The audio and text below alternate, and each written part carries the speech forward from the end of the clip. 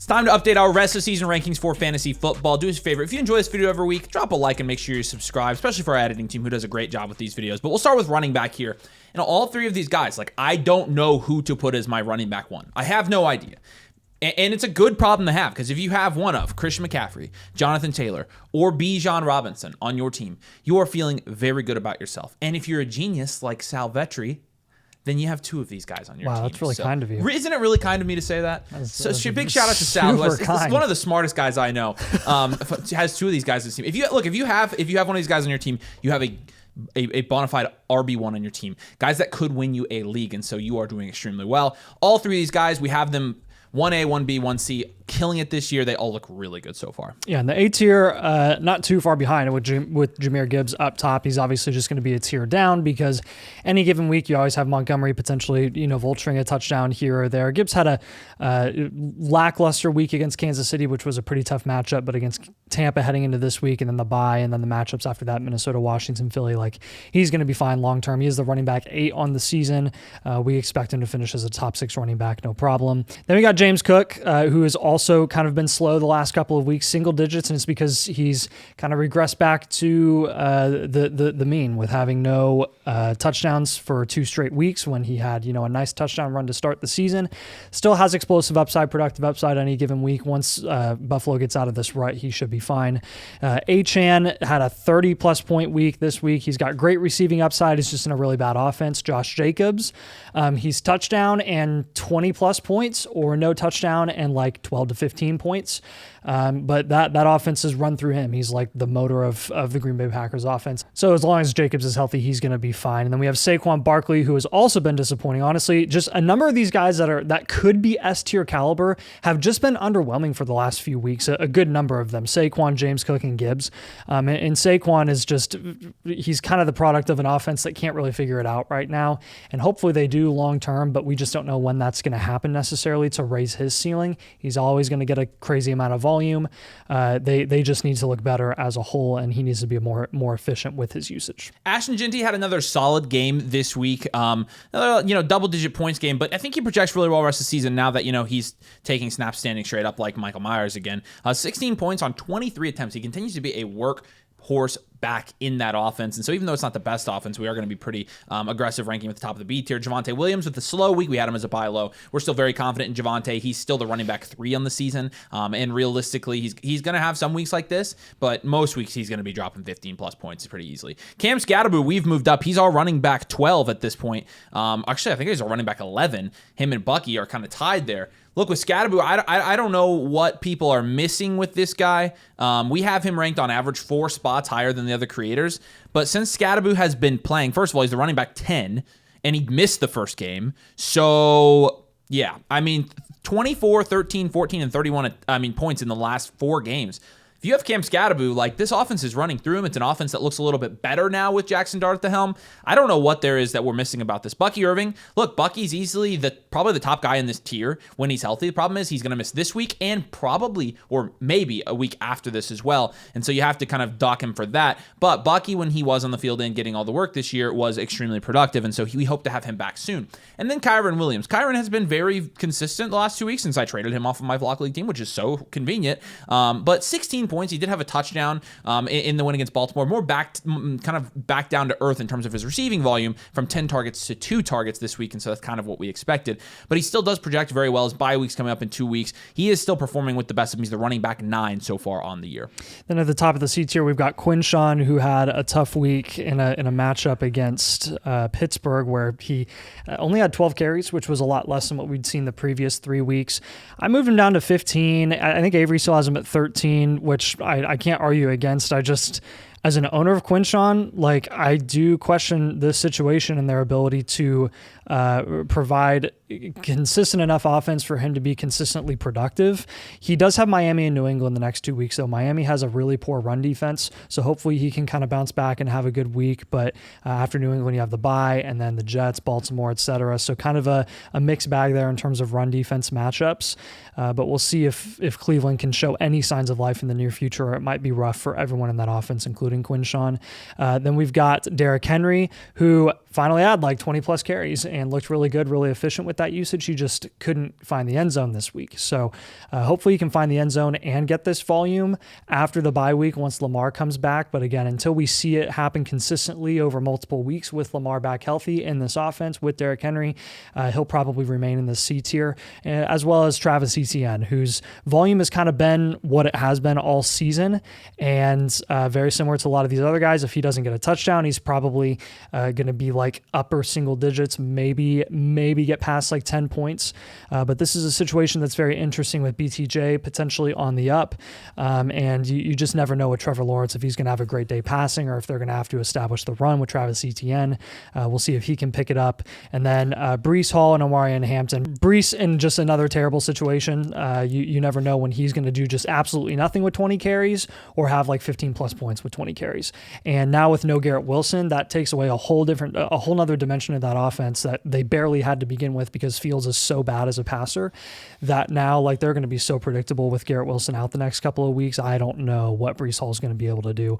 Omarion Hampton, we have to have him in this tier because his upside is so high when he's back healthy. It's just a matter of when he'll be back. Starting in the D tier here, DeAndre Swift, first game back off the bye, had a great game. Obviously had a 55-yard reception, I think, for a touchdown that kind of gave him an extra 11 points in this game, like an extra 12 points, but 25 points in this game. Keep in mind, he also had 14 attempts for 108 yards. He averaged 7.7 yards per carry against the Washington front. That's not that bad. And so now you'd have no bye week for DeAndre Swift, so he gets a little bit of a bump because of that. And with Swifty, everybody's kind of wondering who's going to get the post-bye week bump in that Ben Johnson offense, and it looked like he was going to be Swifty actually after last night. So he's at the top of the D tier. I'm not quite comfortable putting him in that C tier yet, but definitely this is a tier full of guys that have a ton of questions. J.K. Dobbins had a slower week where he didn't have a touchdown, and so I think you're going to see weeks like this. Dobbins had been pretty consistent, scoring a touchdown in 4 of the first 5 of his games, but then 4 points against the New York Jets, and in just an overall super ugly game. R.J. Harvey, I think, actually outscored him in this game on less usage, and so you look at that backfield, and Dobbins still is the guy to own there. 6 points for R.J. Harvey on only 28 snaps. And it was because he had 4 receptions in this game to J.K. Dobbins' 0 receptions and only 1 target. So keep that in mind as you're evaluating him. Look, we have Ja'Cory Cross-Kemerritt in the exact same spot we had last week. Most of the other guys on the site were moving him up to like running back 17, running back 18, and I was like, my problem is you haven't seen it in consecutive weeks yet, and we still haven't, because he had 7 points in week 4, 27 against the Los Angeles Chargers in week 5, and then in week 6, another 5 points on 17 attempts, mind you. The most efficient running back in the league on a per carry basis averaged 3.59 yards per carry against a Chicago run defense that was among the worst in the league in terms of giving up points to fantasy football running backs. This should have been a favorable matchup for Ja'Cory Cross-Kemerritt. Now, obviously, they found themselves throwing the ball a lot, but regardless, he only had 1 target in this game, and he's not had more than 2 targets in any game this season, which means what? His floor is 1.75 points, right? That's what you've seen his floor be this year. It means he's going to be super hit or miss, in my opinion, and he's also going to be touchdown dependent. You see that trend as well. Games where Ja'Cory Cross-Kemerritt has a touchdown, 14, 10, and 27. Games where he does not, 5, 7, and 1. Okay?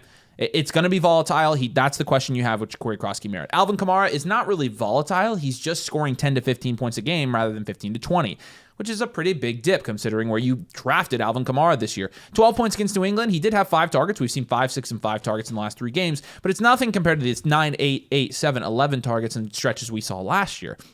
And so without touchdowns in an offense that's not very good, you're going to see him capped at about 15 points right now, which is pretty unfortunate. You're seeing him really hover around the 10 to 12 point range right now, which is, again, not a great return on the price you actually drafted Alvin Kamara at. Kenneth Walker, I've moved him down now. I actually have him lower than Nathan does now. And by 1 spot, we both have him about running back 25. He's a running back 25 in the season. Fact of the matter is he's been in double digits half of the time this year. He's only gotten more than 12 carries half of the time this year. He's only scored a touchdown in 2 of his 6 games this year. And I just don't want to start him, and I don't want to start Charbonnet. That's just, there's no other way to put it. It's gross. And then Jaylen Warren came back from injury. A little bit of a tough game here. He only had 8 points in this game. And it was mainly from, the 52 yards he had. It's 4.7 yards per carry, so it was good, but he only actually ran the ball 11 times and had 2 targets in this game as well. I do still think he projects well the rest of the season, but this was a tough game for him. And again, the question there is going to be how much does Gainwell get involved? Can he stay healthy? And how much is that offense going to be favorable for a running back in fantasy football? So he'll be the last guy here in the D tier. Yeah, so multiple guys here in the F tier that we kind of just know what they are at this point. Montgomery, Mason, and Chase Brown. I mean, Montgomery's a running back too in his own offense. Very low floor, very high ceiling. kind of a toss-up any given week what he's going to do. Jordan Mason, he's going to be super, super relevant until Aaron Jones comes back, and then his floor will be lowered a ton. Chase Brown, kind of the product of a really bad offense, and he wasn't efficient to begin with, so no efficiency or minimal efficiency with like one of the bottom offenses in the league. It's just not going to be pretty there rest of the season. And then you've got Chuba Hubbard and Rico Dowdle, who I really want to focus on here. I mean, we've got them in the same tier here because Rico Dowdle looks better than Chuba literally ever has. Even the Chuba Hubbard highs that we had last season were never quite to the point at what Rico has been offering for this offense the past couple of weeks. He's been like the main reason that they've won those 2 games. And granted, it was Miami and Dallas, 2 of the worst run defenses in the NFL, but he still kind of offers another dimension in that run game that Chuba Hubbard just doesn't, because he can take on a bell cow workload and he's very explosive on the ground. He has big play upside there, and Chuba just doesn't offer that as consistently. He doesn't necessarily have that build. That being said, I wouldn't be shocked if you end up seeing a 50-50 split here between Chuba and Dowdle, which could cap both of their ceilings. That's why they're both in the F tier. And then Tony Pollard, he actually was on the field less than Tyjae Spears was this week. That was pretty quick. Tyjae Spears gets back from this injury. They immediately implement him in the offense. And guess what? Spears isn't productive as well. We'll talk about Spears here, I think, in the next tier. But it's not pretty in Tennessee. They just fired Callahan. I don't think it's going to get any better because they basically just elevated their offensive coordinator in the interim. So there's no schematic change or anything that's really going to go on there. It's just going to be probably the same the same amount of gross. It's ugly there. It's really ugly. The G tier is also very ugly. Woody Marks, obviously they had a bye this week, so we didn't hear much from him. Travion, I've had to move Travion down. I've had to move Ramondre down. You don't want to start either of them. Like, that's just the reality. Is Travion is this, he's going to break out. He's going to break out. Don't want to start him. I mean, until he starts producing, until they show that they're actually going to give him like a consistent role where he can actually consistently perform from a fantasy football perspective, I'm not going to move him up yet. Trey Benson, hopefully coming back from IR in a couple weeks. We'll keep him here because he does have probably top 20 running back upside when he is back, but until then, he's in the 30s. Kamani Vidal, we had to move up. You're going to have him for this was the first week that Hampton technically had missed. So 3 more weeks plus maybe 1 or 2 more after that. So 4 to 5 weeks of Kamani Vidal is going to put him in the 30s for us. Again, he's a good rental, but when Hampton's back, I don't think he's going to be much. Rashad White is one of those guys that right now he's kind of like Kamani Vidal. You have him for 2 or 3 more weeks as a starter, and then he's going back to being somebody you don't want to start in your lineup. We already talked about Ramondre. Charbonnet, we already talked about with Walker. You don't want to start him. RJ Harvey continues to not get enough work to be productive, even though he was a high-end rookie pick. Kareem Hunt continues to get red zone carries, which is nice for him, but he's so hit or miss that you don't want to start him in any given week either. Like Kareem Hunt this last week had 4 points after having 18 in week 5 because he didn't have a touchdown. Like, he's just not getting enough carries or snap share or anything. You just do not want to start that guy, but he is the top guy there. Aaron Jones should be back from IR, I think this week or next week. Week 8 return. So that's 2 weeks from now. Yeah. We'll see how involved he gets there. I don't think he's going to be very good either. And then Tyjae Spears, like Nathan mentioned, he could find himself moving up here in the G tier here pretty quickly because he is the only guy that's getting actual respectable work here. And he does have like legitimate receiving upside in the worst offense maybe in the NFL with no head coach now. So that's the problem, right? But 9 points in his second game back, and he had 4 receptions for 19 yards, which contributed to 6 of his 9 fantasy points. So all these guys are ugly. And then the H tier is the more ugly guys, right? Gainwell, Tootin, Tracy, Pacheco, Carter, and Chubb. You don't want to start any of these guys realistically. Let's jump over to wide receivers here and start this. Real quick, if you want to get our full updated rest of season rankings and also use our trade calculator so you can make good trades that don't ruin your fantasy football team, and you can use our My Teams tool and see where you rank in your league right now for the rest of the season, how good of a shot you have at winning your championship, you can do so for free. I've got the link pinned in the comments section. Create a free account with code DOMAIN, and you can access all those tools for free and use it to win your fantasy football league. So go check that out in the link in the pinned comment to use all those tools. We'll start in the S tier here with wide receivers. Look, Puka can't be in his own tier now because Puka might miss time. Puka might miss a week or 2. Yep. If we knew Puka was going to be healthy, he would still be in his own tier. But obviously a slower week from him because he had an ankle/foot injury. And so we'll go Puka Nacua, Amon-Ra St. Brown, and in Jackson Smith and Jigba here. The good thing is the Rams have a bye after this week. So it's probably only going to be lines up pretty well for Puka. Still, Amon-Ra St. Brown has continued to be, he's the wide receiver 2 in fantasy football right now, and he has been very good all year, and he had 17 more points without a touchdown. The last 2 games without a touchdown for Amon-Ra St. Brown, 18 and 13 points. I misspoke, 13 points, not 17. But still, his floor is extremely high. And Jackson Smith and Jigba, man, he's the wide receiver 2 in fantasy football right now, and he continually gets 10-plus targets a game, has 8-plus receptions a game, and the weeks where he scores touchdowns, he's dropping 30 bombs. His yardage is also off the charts. His yardage is ridiculous. Jackson Smith and Jigba looks like one of the best wide receivers in the NFL right now. He is very good. All 3 of these guys have been a tier above all of their cohorts in the A tier. Yeah, as we're going to start with CeeDee Lamb in the A tier, could easily find himself in the S tier here very soon. Just want to see how healthy he looks, how good he looks after this ankle injury, which clearly was affecting his ability to like run routes when he initially injured it. And then you have Pickens producing at a very high level. Again, just want to see him come back on the field and produce like he was before. Then he'll be in the S tier. Nothing against CeeDee Lamb. Justin Jefferson and Jamar Chase will be back to back here. I think Avery and I have them flipped. They're both very good rest of the season. Jefferson has really come into his own in this new situation with Carson Wentz / JJ McCarthy. We trust him long term a lot more than we do anybody else in that offense. He's Justin Jefferson. Same with Jamar Chase. He's going to have very, very, very good weeks. You've seen his floor in this situation as well. Hopefully. And again, I'm hoping this, even though I hope I'm wrong, but I am still hopeful that Joe Flacco can help raise the floor of Jamar Chase's production on a weekly basis. Again, I was more on the side of I don't know if he will raise the floor. Avery thinks he does raise the floor quite a bit. I hope Avery's right because that would be awesome because I have way too many shares of Chase. Drake London looks phenomenal. He looks like one of the best wide receivers in the NFL as well after dropping 30-plus points. Most of that coming in the first half of the game against the Buffalo Bills in this past week on Monday night. And honestly, that could have been 36 or 37 points easily if he hadn't stepped out of bounds there at the end zone. So Drake London, as long as he's getting this target volume, he's going to be phenomenal. Avery did mention this, though. There is a stark difference between when Mooney is on the field and when Mooney is not on the field. There's like a direct correlation with London's volume, and it does go down notably when Mooney is healthy. So he was already close to being ready to go. Mooney was this week. He ended up not, and now he will be expected to come back next week. So we'll see what happens there with the target distribution. Rome Odunze had a down week against Washington. It was a rainy game. They were clicking on all cylinders in the run game with DeAndre Swift, who looked very, very solid. We're not too worried about Odunze. He should bounce back. And then Nico Collins, lower floor than what we're used to seeing. Honestly, I haven't seen the crazy ceiling that we saw the last couple of years. Hopefully he can get back to that fresh off the bye. And then Rashee Rice, have to put him in this A tier. We're expecting a lot from him. Yeah, we're projecting very high for Rashee Rice at this point. We both have him at wide receiver 10. I think that's very merited. You've seen Andy Reid, Mahomes, everybody in that offense talk about Rashee Rice, and it's like they have every single one of them has like a twinkle in their eye when they talk about Rashee Rice. They are legit giddy about this guy. Take the hand. So get ready. He's going to ball. Yeah. And by the way, Nathan said if Avery is right about Jamar Chase, I am right about Jamar Chase. His utilization score last week, according to Fantasy Life, best in the NFL at 97. The Flacco utilization here, he's going to throw to Jamar Chase all the freaking time, which is exactly what I knew he would do. B tier, Emeka Ibuka.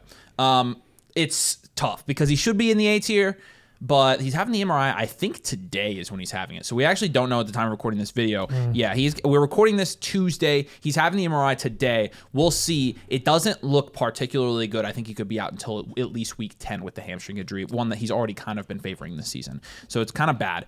Cortland Sutton, on the other hand, Sutton was, again, involved in a very ugly game against New York. It had only 2 points. Everybody in that game was ugly. It was just the worst. London games suck. I don't like them. I don't like the 9:30 a.m. I don't like that they travel across the country. Or across the world. I don't like that they don't score any fantasy points. Devontae Adams only had 7 points as well. He could get a temporary value bump without Puka being there. But something to kind of note here, 9, 7, and 13 points in the games where he doesn't have touchdowns this year. You see his floor, probably the lowest that it's been in his career when he's not scoring touchdowns. And that's not concerning. It's still reason to rank him very high, but it is something worth noting. Zay Flowers, on the other hand, look, with the Ravens this week, Zay only had 8 points, but he did have 10 targets. And so, again, that's kind of what we're saying. The utilization has really been there for Zay this year. He's only scored 1 touchdown in the year as well, and he's the wide receiver 17. I think you're going to see some positive touchdown regression for Zay Flowers. Ted McMillan, you did see positive touchdown regression for finally, but the volume wasn't there. And so we expect both things to come together and for him to remain right in this wide receiver 2 range. George Pickens, I have him ranked at 14. Nathan has him ranked at 20. He's probably the guy we disagree on the most in these rankings. And I had him where Nathan had him. I don't know. He's like the wide receiver 5 right now. Like he is, but CeeDee Lamb is coming back. And so where do you actually, he's wide receiver 4 on the season. He scored a touchdown in every game but one this year. But you've got CD coming back. So, like, realistically, what do you think is going to happen when CD comes back? His volume is going to decrease, but he just looks really good. And so we've got him somewhere. Splitting the difference is a good compromise here. Even if he's boom bust when Lamb is back, if his boom is still 30-plus points, then he'll finish as the wide receiver 14. Exactly. And so, like, I think where we have him here is, like, the wide receiver 17 is a good compromise. Yeah. If you have Pickens, he's an absolute hold. Jalen Waddle's somebody that we're higher on than most of the guys on the flock side, actually. But, I mean... I think with Waddle, you saw him have another solid game this week. He's actually a wide receiver 1 in the season right now, wide receiver 12 after 6 weeks. Another 15 points this week. I think Waddle's really good rest of the season. And then Brian Thomas Jr. jumps back into this tier. Look, Brian Thomas Jr., the main concern with him was that his chemistry with Trevor Lawrence looked bad. And this week he had 23 points, and he could have had another 50-yard touchdown. And so 10 targets, 8 receptions, 90 yards, and a touchdown. This is what we needed to see for Brian Thomas Jr. No, I don't think he's washed. Yes, I thought he's always going to rebound. I think he's going to keep this going. I think him and Trevor Lawrence have kind of found it again. They're going to need Brian Thomas Jr. with as competitive as this team is starting to look. And so I think the utilization is going to continue there in a positive way for BTJ. Yeah, C tier is going to start here with Debo. He had a slow week against Chicago. Everybody there had a slow week in Washington. I also would attribute some of that to being the fact that he was a game time decision. Pretty banged up this week. Hopefully he can recover from that and be fine long term. A.J. Brown, I'm tired of talking about A.J. Brown. He had a productive week this past week. I don't think he had a touchdown, though, but he had a good amount of volume.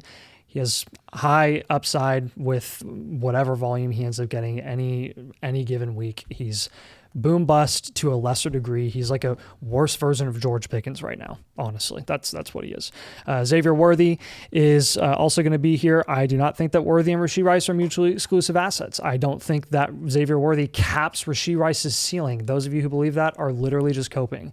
Xavier Worthy can be very productive in this offense as well. Salvage his week last week with a touchdown. I think the floodgates are going to open for everybody in this offense once Rashee is back. I mean, what he offers in the short to intermediate game is it's going to work wonders for their play calling and really opening up the field for explosive play opportunities for Xavier Worthy specifically. Marvin Harrison, I have a wide receiver 28. I'm done with Marv. Avery has him at 22. So we're a little bit different there, low end wide receiver 2 versus high end to mid wide receiver 3.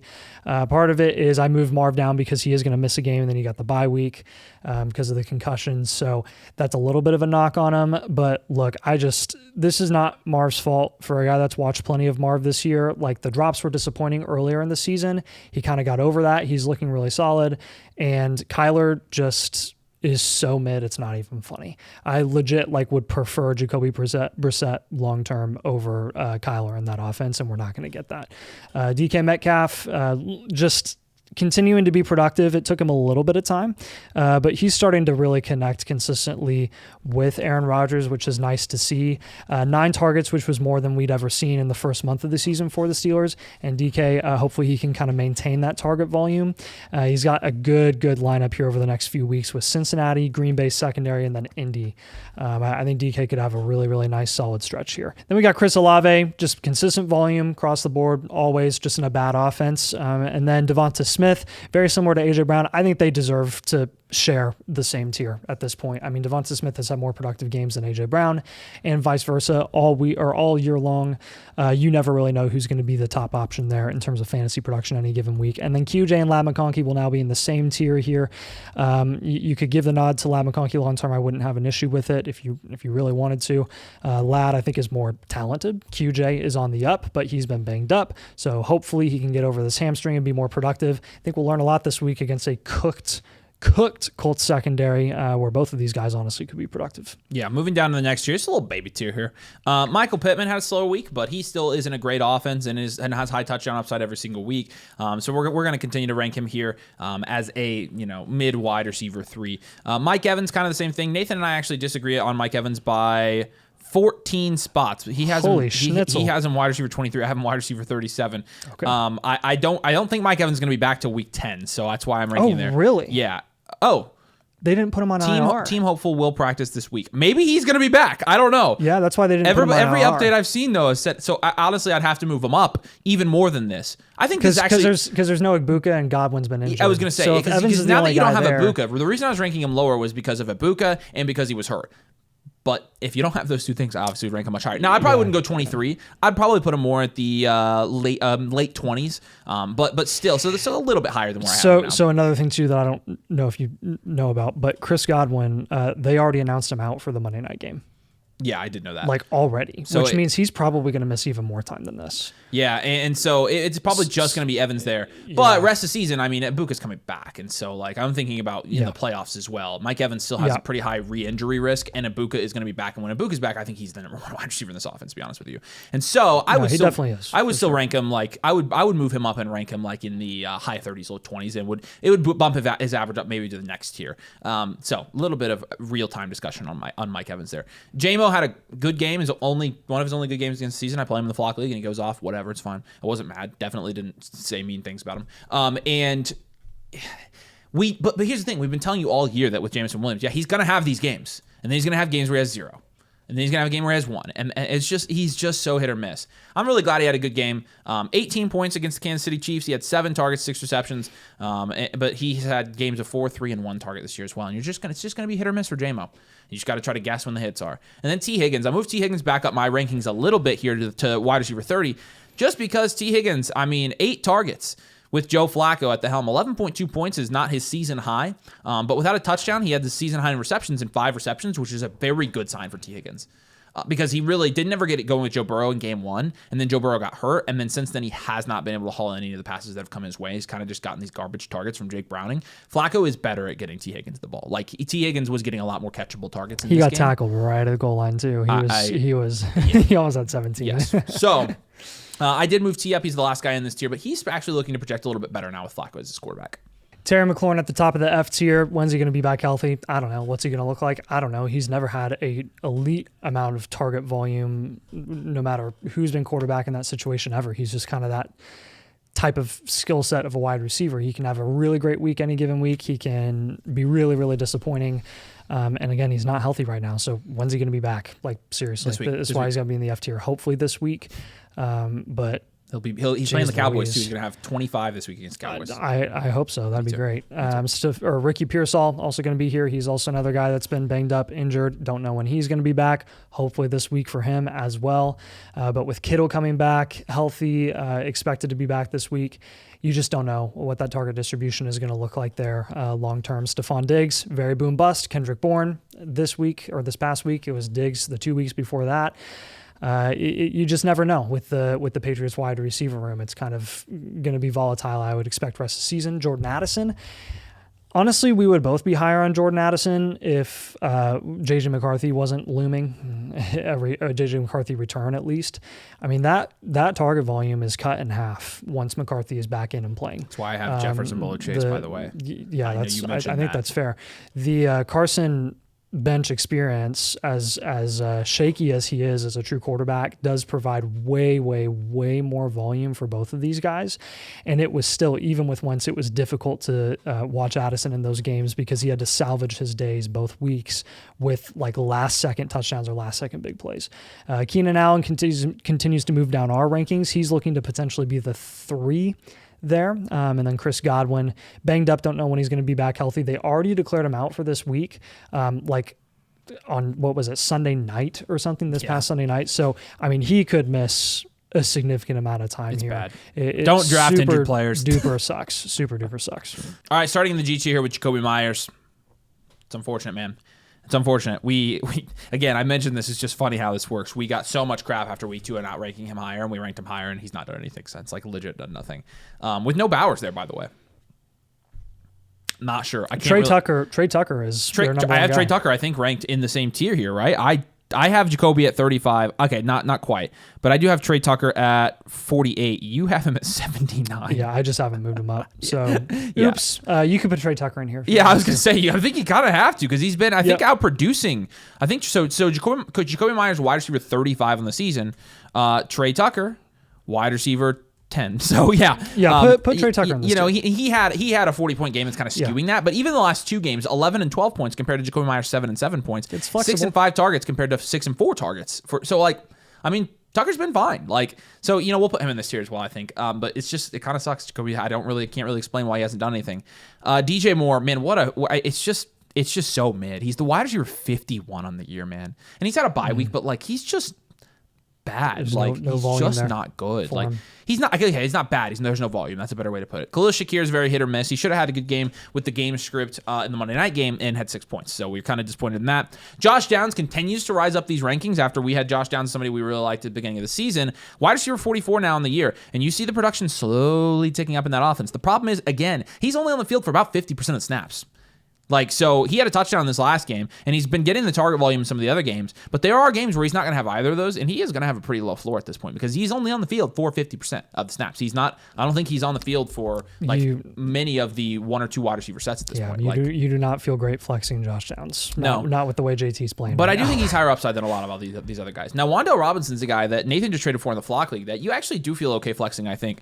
7 and 7 targets since Malik Neighbors went down in the last 2 weeks, and also, Wan'Dale has big playability, and he has touchdown upside, and so really you're buying him to be a PPR merchant though, and he's just kind of a high floor flex option for you, and so that's what he'll do in this offense. And then Cooper Kupp and Matthew Golden, I swapped these guys in the Flock League, but realistically, I think the rest of the creators have Cooper Kupp about 8 spots lower than this. Nathan and I both have him ranked around 45, and let's see if it checks out. So far in the season, he's the wide receiver 43. Like, we have him ranked about in accordance with what he's doing. And it's not necessarily been great because he's only had like 2 games where he's had 6 or more targets. And he's only had 1 touchdown this year. So that's why I think we're ranking him here. Like, he's performing at this level, but this is probably, I mean, as low as we were on Kupp, like, he's still like somewhat productive. And so him and Golden, we have back-to-back. Golden's obviously trending up. Matthew Golden this last game had 13 points. It's gone 10, 11, 13 points. You start to get 3 straight double-digit games from Matthew Golden. That's good. Another guy, though, that's only on the field 60, 70% of the time, and also the target volume is just not there, and he's going to have some yardage to rack up points. And so they're both just risky flex plays,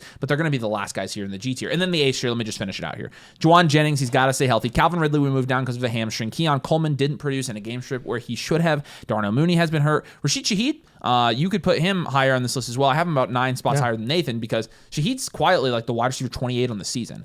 He's been solid, and he has some really big boom games as well. And so Shaheed is somebody you feel decent about flexing. He's dirt cheap. Jerry Jeudy has been certified cheeks this year, and also with Dylan Gabriel, that situation's not getting better. He's the wide receiver 55 on the year. And then Travis Hunter. Hunter, I mean, he's playing more snaps, which is great. He had more targets, which is great, but still hasn't scored in double-digit fantasy points once this season, and that's a big problem. And so we'll have him, and then Alec Iomanor. We did move up a little bit because of the Calvin Ridley injury as well. Keep an eye on guys like Luther Burden, who had a decent game this week. So let's move over to tight ends here real quick. S tier is going to be a big S tier here, because none of these guys are like really separating themselves like Bowers did last year. So McBride, Warren, Kittle, Ferguson, Bowers. Like, yeah, I just executive decision here. I'm moving Bowers down to the A tier. I have Bowers in my A tier. So they just said an announcement just came out that Bowers could be out for the long haul. I mean, if that's the case, then I would move him down pretty significantly here. Like, I'd probably would take Laporta over him, Kelsey, probably Goddard and Kraft. I mean, when you hear long haul, you're probably. I mean, you're thinking most of the season, at least a few more weeks. Yeah. Yeah. No. Well past the bye week. So I mentioned this, but I actually already had him in my A tier. Like, I've not been ranking him in the S tier just because of this. Yeah. Long haul. You are right. I do see that. Oh man, that's yikes, Amanda. Okay. Well, we'll put him in the A tier here. So we'll just talk about the 4 guys. Maybe even lower. McBride, Warren, Kittle, and Ferguson. I mean, those are the guys that have been giving you like a distinct advantage. For Kittle, not so much because he's been hurt, but now that he's back with no wide receivers there, he's gonna crush. Trust me. You definitely rest the season would rather have Kittle than all the guys in the A tier. I'll let you talk about that. Yeah, Sam Laporta, Brock Bowers just mentioned. Again, we might be moving Brock Bowers down even lower here once we get more news about how long he's actually going to be out.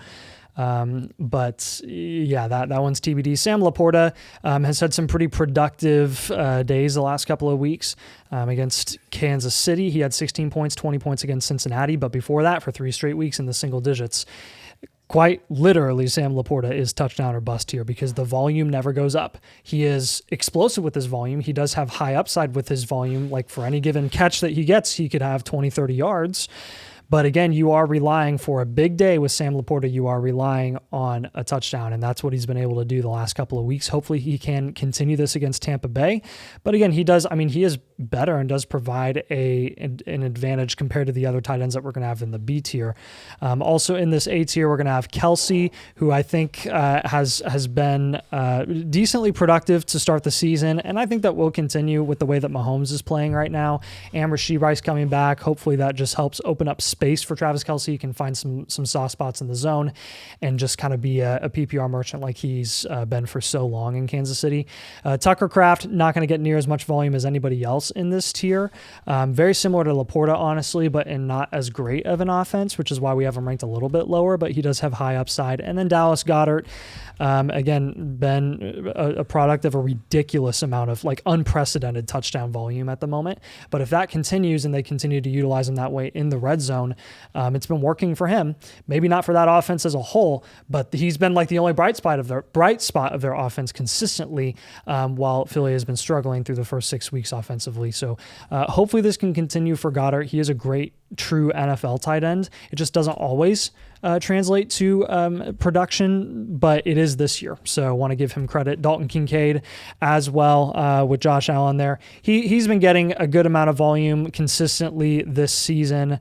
He had 6 targets against New England. He didn't play Monday night, which is why we're not going to knock him that much. Like for being out one game because of an oblique. Hopefully after the bye, he's ready to go. That's the only reason, honestly, that they declared him out against Atlanta, is to rest him up for multiple weeks. Carolina, Kansas City, Miami, Tampa, great slate for him for the next 4 weeks after the bye in week 7.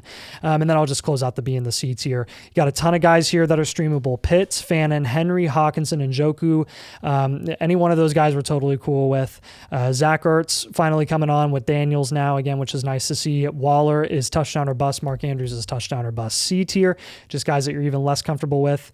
Juwan Johnson, Mason Taylor, Evan Ingram, AJ Barner, Theo Johnson, Dalton Schultz, Jonnu Smith, and Colson Loveland will be in this tier. All right, let's go to QBs now here real quick to wrap it up. Look, top 3 QBs for us are Allen, Mahomes, and Jackson, pretty much in any order. Do keep in mind that Patrick Mahomes is the quarterback 1 and the number 1 overall fantasy football player right now in terms of production. Now, how much do you expect his rushing upside to hold up is what everybody's saying. Well, it's been 6 weeks. How long are we going to say that before we just say, oh, he actually might have some rushing upside this year with the way that their offense is set up? Mahomes looks really good. I think Baker should probably be the favorite for MVP right now, but people continually want to discount what Patrick Mahomes is doing, not only from an NFL perspective, but from a fantasy perspective as well. Like, let's just acknowledge that he is scoring a ton of fantasy points right now. Stop blaming the refs on everything. It's just ridiculous. And Allen has been kind of mid for a lot of games this season. He's had one really, really good Josh Allen game, and outside of that, it's like, whereas Mahomes has been consistent and Lamar's been hurt. And so any of these 3 guys you want to take, I would. The 8 tier is going to be Hurts, Daniels, Baker, Drake, May. We'll cut it there, but like these are the guys that have been, they still have the rushing upside with Hurts and Daniels. Daniels had a decent game on Monday night. Baker Mayfield, he's been consistently scoring high fantasy points, and so has Drake May here. And you could even throw Dak Prescott. I'm actually going to put Dak in this tier as well. Dak's the quarterback 3 on the season. And realistically, with as much as they're down and their defense is so bad, but their offense is so good, he is going to score a lot of fantasy points in most games this year. So I'm going to throw him in this tier just out of respect to him and the fact that he is producing at a very high level. But any of these guys are like the above average QBs. If you have the guys in the S tier, you have an elite QB. If you have the guys in the A tier, you have an above average QB that's giving you an advantage every week. And the guys in the B tier is where you start getting like, on most weeks they're a very good start here, but they can be somewhat replaceable by guys in the C tier at times. Yeah, I mean, Caleb Williams, any given week, he can have 20 plus points. Justin Herbert, a lot of passing volume right now, and a pretty decent outlook over the next couple of weeks. He's got the Colts this week, so he should be very productive then. And with no Hampton, again, he's going to pass the ball a lot. Daniel Jones, he gets a couple of rushing touchdowns. He's had a few this season, and his passing volume is, even with JT producing at the level that he is right now in Indy, this offense is so explosive and looking so solid that Jones has still been productive as a passer. Jackson Dart just has the rushing upside that we never knew that he could showcase at that high of a level. But again, the situation is looking a lot better. He's really elevated this situation in New York with Cam Scatterbu, and that rushing upside definitely raises his floor. C tier, a lot of pocket passers, right? Jared Goff, Bo Nix, Sam Darnold, Jordan Love. Matt Stafford, we had to move up into this tier because he's generally very productive. That one was kind of fluky against Baltimore. They lost Puka Nacua in the middle of the game. You might have a slower week with no Puka again against Jacksonville, but after the bye week, expect Stafford to kind of continue what he's been doing most of the season. And then a couple of rushing guys. Justin Fields, his upside is 30 points. His floor, because he is so gosh dang awful, is like 3 points. Legit, it's 3 points. And then Kyler Murray is not giving you a competitive advantage, but he's not screwing you. And then you got the D tier, a bunch of guys here that are streamable, a couple of banged up guys. Brock Purdy banged up. He could find himself in the C tier if he comes back healthy and can be consistent.